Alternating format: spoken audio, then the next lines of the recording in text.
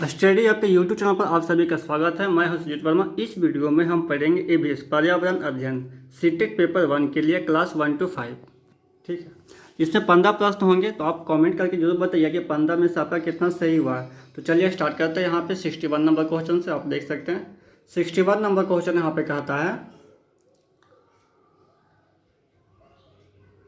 निम्नलिखित में से कौन से प्राथमिक स्तर पर पर्यावरण अध्ययन में आकलन के लिए उपकरण और तकनीकें हैं? परियोजना कार्य, क्षेत्र भ्रमण, जर्नल लिखना, विचार मानचित्रण। बताइए इसका राइट आंसर क्या होगा? बी और सी, यानी क्षेत्र भ्रमण और जर्नल लिखना या विचार मानचित्र, या ए और बी मीन्स परियोजना कार्य और क्षेत्र भ्रमण। बताइए इसका राइट आंसर क्या होगा, या ये सभी? तो 61 का आंसर करें। 61 का आपका राइट आंसर होगा थर्ड, ए और बी, है ना, परियोजना कार्य एवं क्षेत्र भ्रमण। पर्यावरण अध्ययन में क्षेत्र भ्रमण तथा परियोजना कार्य का स्थान महत्वपूर्ण है। इनके माध्यम से इस बात का आकलन आसानी से किया जा सकता है कि बच्चे कक्षा कार्य को प्राकृतिक वातावरण में कितने बेहतर से समझ पाए हैं। चलिए नेक्स्ट प्रश्न की ओर चलते हैं। 62 नंबर, इसे मैं छोटा कर देता हूँ, ऑप्शन कुछ इधर है और कुछ इधर है। चलिए अब दिख रहा है। 62 नंबर प्रश्न पे आइए। मिजोरम में की जाने वाली झूम खेती के विषय में निम्नलिखित कथनों का अध्ययन करना है। ए में है, एक फसल को काटने के पश्चात भूमि को कुछ वर्षों तक खुला छोड़ देते हैं। इस भूमि पर उगने वाले बांस और खरपतवार को काटकर जला दिया जाता है। बीज बोने से पहले भूमि की गहरी जुताई की जाती है। और डी में है, एक ही खेत में 3-4 भिन्न भिन्न प्रकार की फसलें उगाई जाती है। ई में है आपका, आवश्यकता अनुसार रासायनिक उर्वरकों और कीटनाशकों का उपयोग भी किया जाता है। तो इनमें से सही कथन कौन सा होगा? सी, डी और ई, ए, बी और डी, ए और बी और डी। बताइए। तो सबसे पहले तो इसमें देख ले कि ए, बी, सी, डी, ई में कौन कौन सा सही है। अपने ए में कहता है, एक फसल को काटने के पश्चात भूमि को कुछ वर्षों तक खुला छोड़ देते हैं। बिल्कुल सही है, भूमि को कुछ वर्षों तक खुला छोड़ देते हैं। बी में देखते हैं, इस भूमि पर उगने वाले बांस और खरपतवार को काटकर जला दिया जाता है। जला दिया जाता है, सही है। बीज बोने से पहले भूमि की गहरी जुताई की जाती है। बीज बोने से पहले भूमि की गहरी जुताई नहीं करते हैं, तो सी वाला नहीं होगा आपका। ठीक है, सी वाला कैंसिल हो गया। डी पे आते हैं, एक ही खेत में 3-4 भिन्न भिन्न प्रकार की फसलें उगाई जाती है। हाँ, उगाई जाती है, डी सही है। ई में देखते हैं, आवश्यकता अनुसार रासायनिक उर्वरकों और कीटनाशकों का उपयोग भी किया जाता है, नहीं किया जाता है। ठीक है, तो आपका कौन कौन सा सही हो गया? ए, बी और डी। तो ए और बी, ए, बी और डी देखेंगे कौन सा ऑप्शन में है। ए, बी और डी आपका सेकेंड वाले में, तो इसका राइट आंसर होगा सेकेंड। 62 का हो गया आपका सेकंड, यानी मिजोरम भारत का एक पूर्वोत्तर राज्य है। यहाँ झूम खेती काफ़ी प्रचलित है। झूम खेती में एक फसल को काटने के बाद भूमि को कुछ समय के लिए खुला छोड़ दिया जाता है। इसके बाद इस पर उगे बांस और खरपतवार को जलाकर पुनः खेती की जाती है। एक ही खेत में 3-4 भिन्न भिन्न फसलें उगाई जाती है। नेक्स्ट प्रश्न में चलते हैं। 63 नंबर। 63 नंबर प्रश्न यहाँ पे कहता है,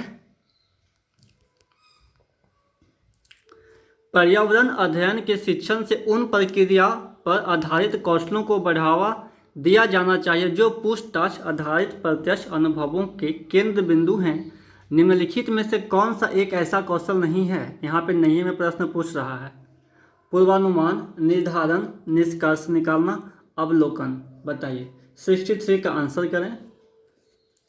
तो 63 का आपका राइट आंसर हो जाएगा सेकेंड, निर्धारण। ये जो है वो नहीं होगा। ठीक है,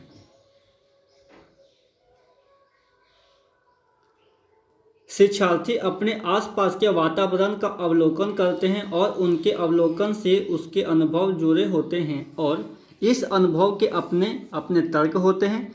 इसलिए पर्यावरण अध्ययन के शिक्षण प्रतिभा, पूर्वानुमान, अवलोकन व निष्कर्ष निकालना आधारित कौशलों को बढ़ावा देता है ना। यानी पूर्वानुमान, निष्कर्ष निकालना और अवलोकन को बढ़ावा देता है, लेकिन निर्धारण को बढ़ावा नहीं देता है। तो 63 का 2 हो गया, जो कि गलत है। तो गलत तो ही तो पूछ रहा है, तो ये हो गया सही।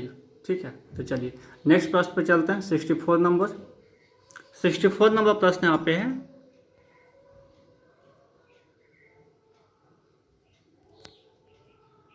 राधा विभिन्न प्रकार के यात्रा टिकटों का उपयोग करती है। ऐसे टिकटों के उपयोग से निम्नलिखित में से किस संकल्पना पर प्रभावपूर्ण ढंग से चर्चा की जा सकती है? अलग अलग साधनों से यात्रा करने पर यात्रा की लागत भी भिन्न होती है। यात्रा की लागत उस वाहन द्वारा प्रयुक्त ईंधन पर निर्भर करती है। सार्वजनिक परिवहन से एक स्थान से दूसरे स्थान जाने के लिए हमें टिकट चाहिए। आरक्षण प्रक्रिया की समझ। तो सर्वाधिक उपयुक्त विकल्प कौन सा होगा इसमें, बताइए। दो का पेयर दिया हुआ है, सी और डी, ए और सी, ए और डी, बी और सी। 64 का आंसर छाट करके बताइए 64 का राइट आंसर क्या होगा। तो 64 का आपका राइट आंसर है थर्ड, ए और सी, ए एंड सी, बी और डी नहीं होगा। ठीक है, तो ए में कहता है अलग अलग साधनों से यात्रा करने पर यात्रा की लागत भी भिन्न होती है, सही है। सार्वजनिक परिवहन से एक स्थान से दूसरे स्थान जाने के लिए हमें टिकट चाहिए। हाँ, पब्लिक ट्रांसपोर्टेशन का यूज करेंगे तो टिकट तो चाहिए। तो आपका हो गया ए और सी, इसका राइट आंसर है। यात्रा में प्रयोग किए गए टिकटों के द्वारा सार्वजनिक परिवहन में टिकटों के महत्व तथा अलग अलग साधनों से यात्रा की लागत की संकल्पना को प्रभावपूर्ण ढंग से समझाया जा सकता है। चलिए नेक्स्ट प्रश्न पे चलते हैं। 65 नंबर प्रश्न यहाँ पे कहता है प्राथमिक कक्षाओं के विद्यार्थियों को मानचित्र शिक्षण के लिए निम्नलिखित में से कौन सी युक्ति सर्वाधिक उपयुक्त प्रतीत होती है? अध्यापक द्वारा श्यामपट्ट पर मानचित्र बनाना तथा शिक्षार्थियों को भिन्न भिन्न स्थानों की स्थिति बताने को कहना, शिक्षार्थियों को निर्देश देना कि वे घर से भारत का मानचित्र लेकर आएं, शिक्षार्थियों को एटलस दिखाना और विभिन्न स्थानों की स्थिति बताने के लिए कहना, शिक्षार्थियों की सहायता करना कि वे अपने ही संकेतों का उपयोग करते हुए अपने निकटतम परिवेश का मानचित्र बनाएं तथा वस्तुओं की सापेक्ष स्थिति और दिशा पर ध्यान केंद्रित करें। 65 का आंसर करें। 65 का आपका राइट आंसर हो जाएगा 4। मीन्स शिक्षार्थियों की सहायता करना कि वे अपने ही संकेतों का उपयोग करते हुए अपने निकटतम परिवेश का मानचित्र बनाएं तथा वस्तुओं की सापेक्ष स्थिति और दिशा पर ध्यान केंद्रित करें। चलिए सबसे उपयुक्त आपका 4 ही है। नेक्स्ट प्रश्न पे चलते हैं। 66 नंबर प्रश्न यहाँ पे कह रहा है कक्षा 5 की अध्यापिका महिका चाहती है कि उसके विद्यार्थी आसपास के पौधों का अवलोकन करें। सार्थक अधिगम में सीखने के लिए उसे बच्चों को क्या करने के लिए प्रोत्साहित करना चाहिए? यह समझना कि पौधे भी सजीव होते हैं, यह समझना कि पौधे हमारे लिए उपयोगी होते हैं, अधिकतम पौधों के नाम लिखना, उनकी ऊंचाई, पत्तियों, गंध और उगने के स्थान में अंतर का अवलोकन करना। बताइए 66 का आंसर करें। तो 66 का आपका राइट आंसर हो जाएगा 4, है ना। उनकी ऊंचाई, पत्तियों, गंध और उगने के स्थानों में अंतर करने का अवलोकन करना, अंतर का अवलोकन करना।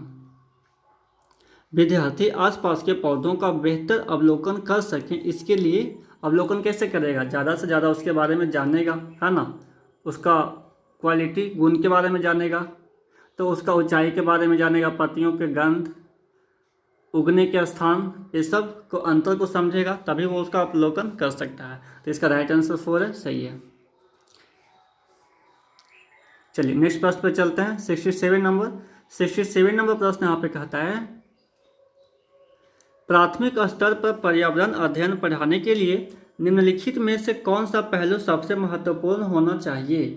क्रियाकलाप संचालित करना तथा कौशलों का विकास करना, आकलन में सफलता प्राप्त करना, विज्ञान की आधारभूत संकल्पनाओं को समझना, सीखने वालों को प्राकृतिक और सामाजिक सांस्कृतिक पर्यावरण से जोड़ना।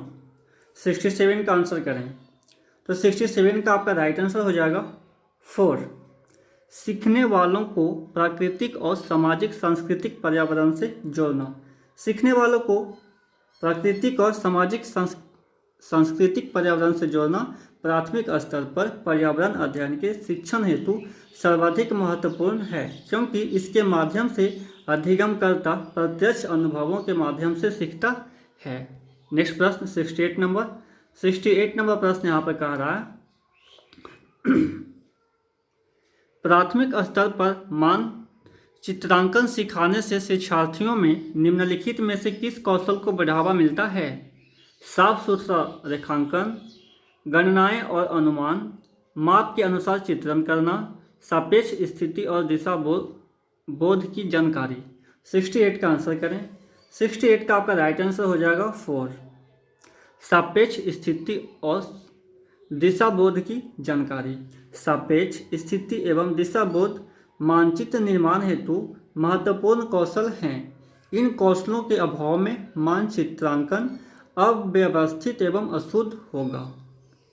चलिए नेक्स्ट प्रश्न पे आते हैं। 69 नंबर प्रश्न यहाँ पर है,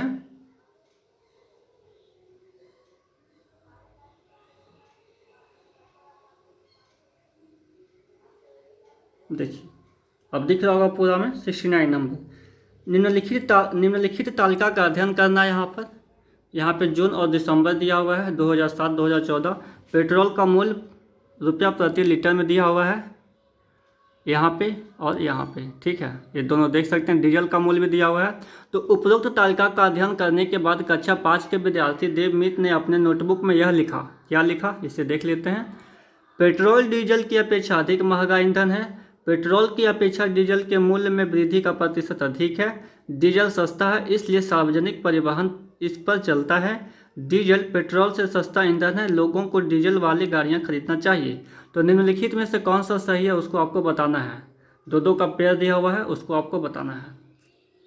तो 69 का आंसर करें। 69 का आपका राइट आंसर होगा सेकेंड, सी और डी निष्कर्ष है इसका। सी और डी। देवमित ने अपनी पुस्तक में जो निष्कर्ष लिखे हैं उसमें प्रस्तुत तथ्य के अनुसार सी और डी निष्कर्ष सही है, जिनमें कहा गया है कि डीजल सस्ता इसलिए सार्वजनिक परिवहन इस पर चलता है। डीजल पेट्रोल से सस्ता ईंधन है, लोगों को डीजल वाली गाड़ियां खरीदनी चाहिए। चलिए नेक्स्ट प्रश्न में चलते हैं। 70 नंबर प्रश्न यहाँ पे कह रहा है, प्राथमिक कक्षाओं में पर्यावरण अध्ययन के लिए निम्नलिखित सभी सामान्य उपागमों का अनुपालन किया जाना है, केवल इसे छोड़कर। यानी जो नहीं होगा इसमें उसको आपको बताना है। मूर्त से अमूर्त, सरल से कठिन, स्थानीय से वैश्विक, अमूर्त से मूर्त। तो इसका राइट आंसर क्या होगा? केवल बी, केवल डी, ए और बी और सी। तो 70 का आप आंसर करें। तो 70 का आपका राइट आंसर होगा सेकेंड, केवल डी होगा, अमूर्त से मूर्त।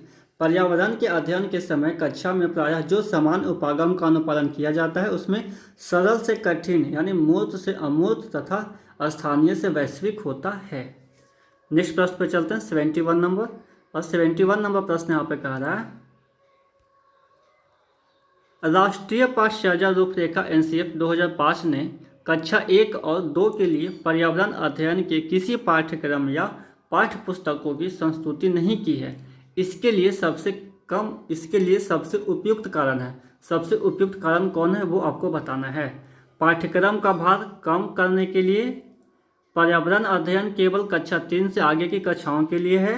कक्षा 1 और 2 के शिक्षार्थी पढ़ना लिखना नहीं जानते। संदर्भ युक्त अधिगम परिवेश प्रदान करता है। तो इसमें से देखिए थर्ड वाला आंसर तो यूं ही कट जाएगा। पाठ्यक्रम का भार कम करने के लिए, पर्यावरण अध्ययन केवल कक्षा 3 से आगे की कक्षाओं के लिए, ऐसा तो नहीं है। तो दो ऑप्शन बचा है 1 और 4। 1 और 4 में आपका आंसर होगा। तो 71 का आप आंसर करें। तो जिसका राइट आंसर होगा आपका 4, संदर्भ युक्त अधिगम परिवेश प्रदान करना। ठीक है, 1 भी नहीं होगा।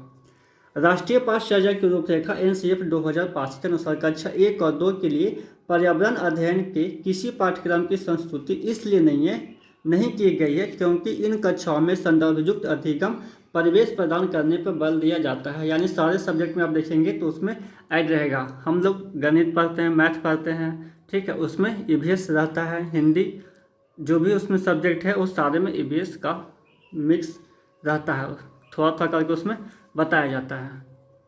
चलिए नेक्स्ट प्रश्न पर चलते हैं 72 नंबर। 72 नंबर प्रश्न यहाँ पे कह रहा है, एक अध्यापक को कक्षा 4 के विद्यार्थियों को हमारे देश के भोजन की सांस्कृतिक विविधताएं पढ़ानी है। इस विषय को पढ़ाने के लिए सर्वोत्तम विधि निम्नलिखित में से क्या है? विभिन्न प्रकार के खाने के चीज़ों के चित्रों वाले फ्लैश कार्ड दिखाएं। अपने देश के विभिन्न राज्यों के विभिन्न लोगों द्वारा खाए जाने वाले विविध भोजन के बारे में विद्यार्थियों को एक प्रोजेक्ट यानी परियोजना दें। थर्ड है, विद्यार्थियों से पूछें कि उन्होंने क्या खाया है, उसके बाद चर्चा करें। नेक्स्ट है, विद्यार्थियों से कहें कि वे अपने परिवार के भोजन के बारे में सूचना एकत्र करें। तो 72 का आप आंसर करें। इसका राइट आंसर होगा आपका सेकंड, अपने देश के विभिन्न राज्यों के विभिन्न लोगों द्वारा खाए जाने वाले विविध भोजन के बारे में विद्यार्थियों को एक प्रोजेक्ट दें। परियोजना द्वारा किसी कार्य का संपादन बच्चों को समझाने का सबसे बेहतर तरीका होता है, इसलिए प्रस्तुत कथनों में कथन 2 सर्वोत्तम है ना। यानी उन्हें प्रोजेक्ट दें, परियोजना दें। चलिए नेक्स्ट प्रश्न पर चलते हैं। 73 नंबर प्रश्न यहाँ पे कह रहा है, यदि हम पक्षियों का अवलोकन करते हैं तो हम यह पाते हैं कि अधिकांश पक्षी अपनी गर्दन अत्यधिक हिलाते हैं। इसका कारण यह है कि अधिकांश पक्षियों के नेत्र स्थिर होते हैं और घूम नहीं सकते, इनके कान ढके होते हैं और वे उड़ सकते हैं। पक्षियों के 2 नेत्र आँख होते हैं, इसके नेत्र 2 भिन्न भिन्न वस्तुओं को एक ही समय पर फोकस करते हैं। बताइए 73 का आंसर करें।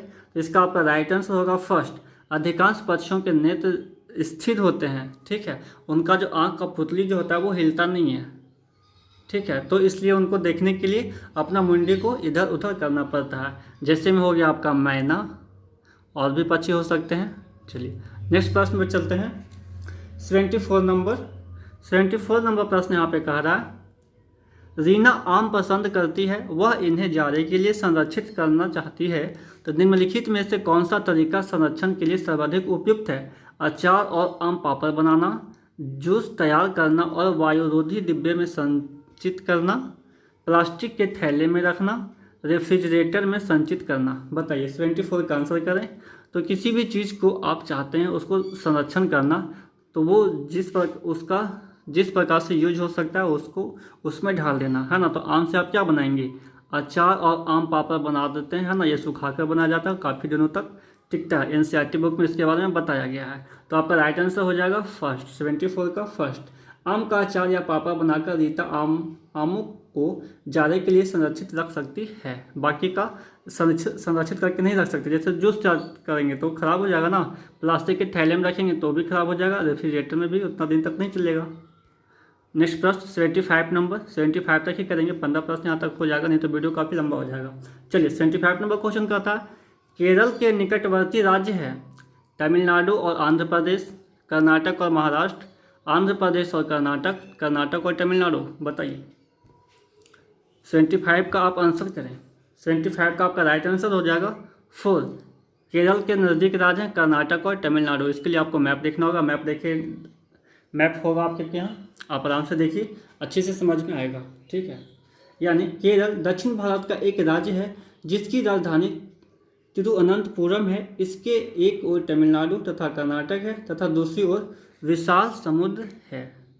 तो आप सभी लोगों का धन्यवाद जो हमारे चैनल के साथ में बने हैं। यदि आपको यह वीडियो अच्छा लगा हो तो आप वीडियो को लाइक शेयर कर सकते हैं और हमारे चैनल को सब्सक्राइब कर सकते हैं। आप सभी का धन्यवाद।